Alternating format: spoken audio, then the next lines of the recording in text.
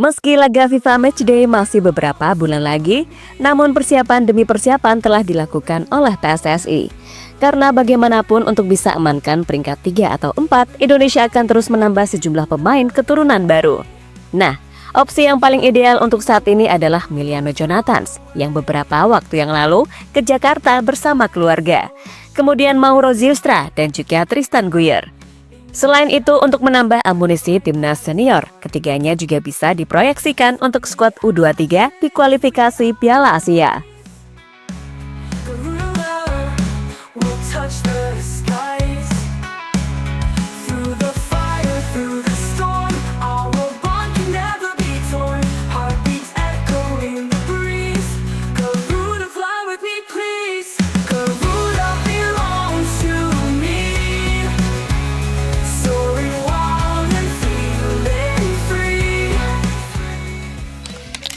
Harus diakui bergabungnya pemain-pemain seperti Maarten Pas, Tom Hey, Jay Itzes, Kelvin Verdonk, Ole Romeni, Joy Pelupessy, Marcel Gers hingga Kevin Dix membuat citra timnas Indonesia makin naik, termasuk membuat para pemain grade A menjadi tambah yakin bergabung ke timnas setelah merasa tim ini sudah banyak diisi pemain berkualitas. Selain para pemain di atas, bergabungnya sejumlah pelatih top dari Belanda seperti nama besar Patrick Kluivert, Danny Lanzat, Jordi Cruijff, serta Alex Pastoor seolah jadi bukti kalau pemain yang diprediksi bakal sulit dinaturalisasi pada akhirnya bisa kok bergabung. Yang mana ini juga menjadi bukti kalau tekad PSSI untuk menciptakan tim nasional yang kuat sungguh gak main-main.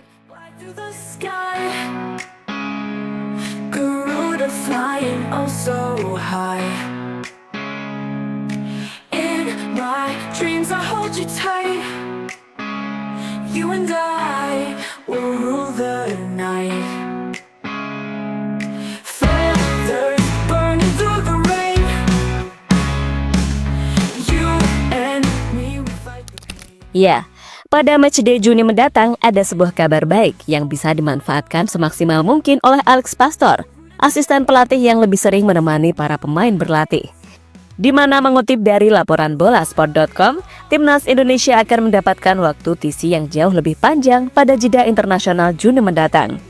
Hal ini dikarenakan kalender FIFA bulan Juni digelar setelah musim kompetisi rampung, sehingga teorinya pemain bisa dipanggil jauh lebih awal. Sebagai contoh, Liga 1 2024-2025 akan melangsungkan pekan terakhir pada 24 Mei. Selebihnya, pemain pasti bebas tetapi membutuhkan latihan untuk jaga kebugaran. Dengan begitu, terdapat jeda 11 hari yang bisa digunakan Kluivert serta Pastoor untuk menggeber para pemain lokal. Kemudian di divisi Championship atau kasta kedua Liga Inggris bahkan berakhir lebih awal pada 3 Mei untuk klub yang tak lolos playoff promosi. Kompetisi tersebut menjadi rumah bagi 3 pemain, yaitu Nathan Choaon di klub Swansea City, Ole Romeni dan Marcelino Ferdinand bersama Oxford United. Yang mana semua klub tersebut sepertinya sulit buat lolos ke fase promosi. Lalu Serie A Italia, kompetisi yang diikuti Jay Itzes bersama Venezia akan berakhir pada 25 Mei. Dan mayoritas liga-liga Eropa memang akan berakhir pada pekan tersebut sesuai jadwal yang telah dibuat. Paling ada satu pengecualian, yaitu bagi Maarten Pas yang bermain bagi FC Dallas yang bermain di MLS atau Liga Utama Amerika Serikat. Sebab MLS atau Liga Utama Amerika Serikat tetap berlangsung selama jeda internasional. Dikarenakan jadwal MLS yang memang dimulai per awal tahun sampai akhir tahun. Akan tetapi, klub-klub seperti FC Dallas akan tetap diwajibkan melepas pemain ke timnas saat jeda kalender FIFA.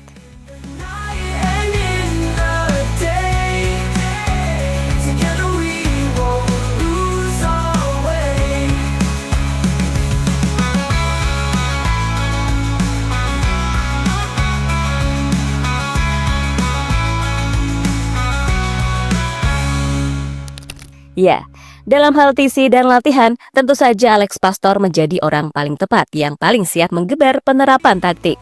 Sementara Quentin Jacoba bisa memaksimalkan dari segi persiapan fisik pemain agar tak seperti kemarin semua pemain merah wajahnya. Sedangkan asisten pelatih lain seperti Patrick Kluivert biasanya cuma bantu-bantu menyesuaikan porsi latihan. Dengan begitu, timnas Indonesia akan lebih siap dalam menyambut Cina yang akan menjadi tim pertama dihadapi timnas Indonesia pada matchday Juni.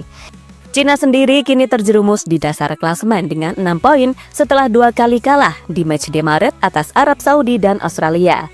Sehingga target 3 poin atas Cina adalah sebuah kewajiban yang harus ditunaikan pada laga yang akan berlangsung di GBK. Sedangkan Jepang harapannya bisa dimensi poin dikit-dikit. Tapi mungkin dengan bermain sedikit parkir bus, harapan untuk imbang tanpa kebobolan masih ada. Walaupun agak mustahil karena bermain di kandang lawan. Semoga aja Jepang menurunkan skuad lapis 2 saja, mengingat tim asuhan Hajime Moriyasu telah resmi lolos ke Piala Dunia. Dan mengenai waktu persiapan dan kejutan, legenda sepak bola Prancis Emmanuel Petit yang tak lain adalah rekan Patrick Kluivert, kala keduanya masih bersama membela Barcelona, memberikan dukungan penuh. Bahkan memiliki pandangan yang sama soal Indonesia, yang menurutnya memerlukan banyak waktu untuk beradaptasi dengan era baru, yang nantinya ini akan menjadi sebuah cara terbaik buat melalui segala rintangan. Saya berharap yang terbaik untuknya. Saya tahu mereka membawa beberapa pemain Belanda karena mereka asli dari Indonesia. Aturan FIFA berubah. Terima kasih untuk itu. Saya tahu ini menjadi perhatian besar di Indonesia. Anda harus paham, di sepak bola hal tidak terjadi seperti itu. Tahu kan, kadang memang butuh waktu. Tapi Indonesia tak punya waktu. Artinya harus menang melawan Bahrain, menang juga melawan Cina. Siapa tahu mungkin Jepang untuk laga terakhir mereka akan ganti 11 pemain pertama. Mereka mungkin mengirim tim kedua. Ungkap legenda Prancis yang mendukung Patrick Kluivert.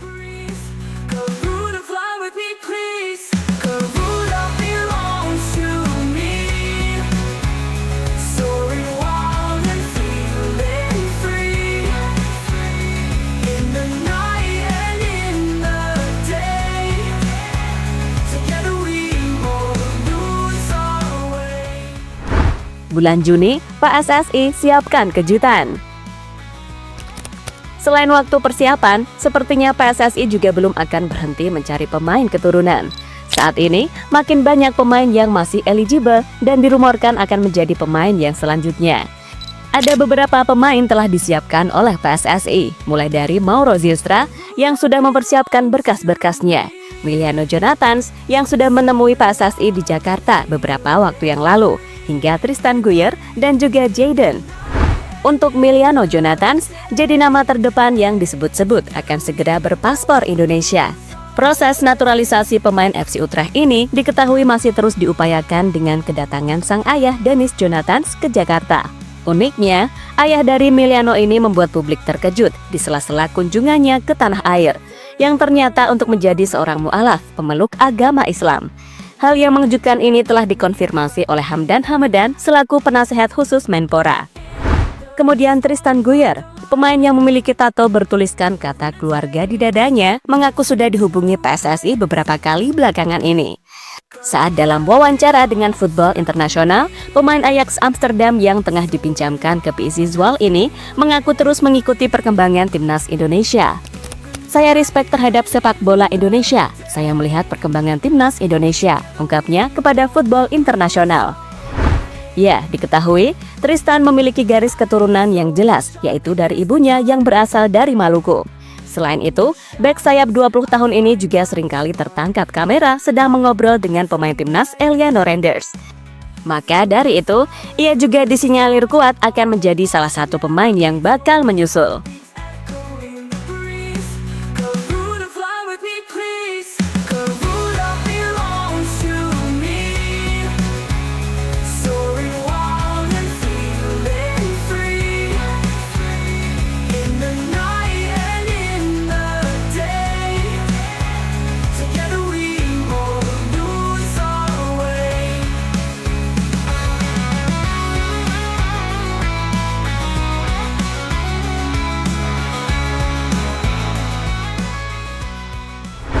Investasi jangka panjang PSSI. Lebih lanjut, di luar dari nanti hasil Indonesia di round 3, pokoknya kalau mereka bisa gabung ke timnas Indonesia, pastinya itu akan menambah kedalaman skuad tim Garuda, terutama untuk jangka panjang. Karena ingat, event timnas masih akan sangat banyak, dan sekali lagi, pemain seperti Miliano, Tristan, dan Mauro pun masih bisa andai diikutkan join ke timnas U23 asuhan Gerard Vandenbroek buat menantang Asia.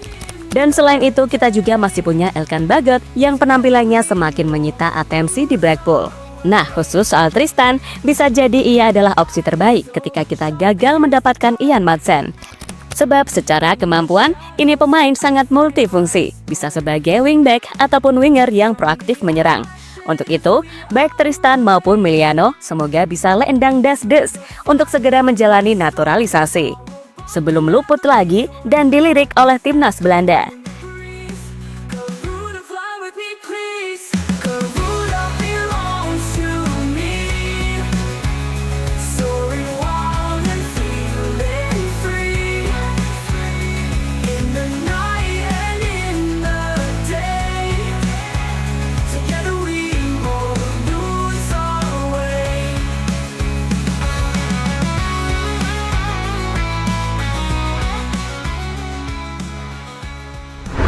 Dan terlepas dari apapun, yang jelas Indonesia harus bisa meraih hasil positif.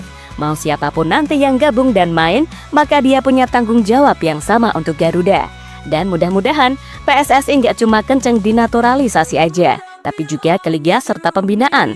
Karena suka nggak suka, tulang punggung utama dari sebuah tim nasional tetap berada di kondisi sepak bola domestiknya. Untuk itu, yuk sama-sama bersatu dan mendukung biar ke depan sepak bola Indonesia bisa benar-benar konsisten bersaing di level Asia.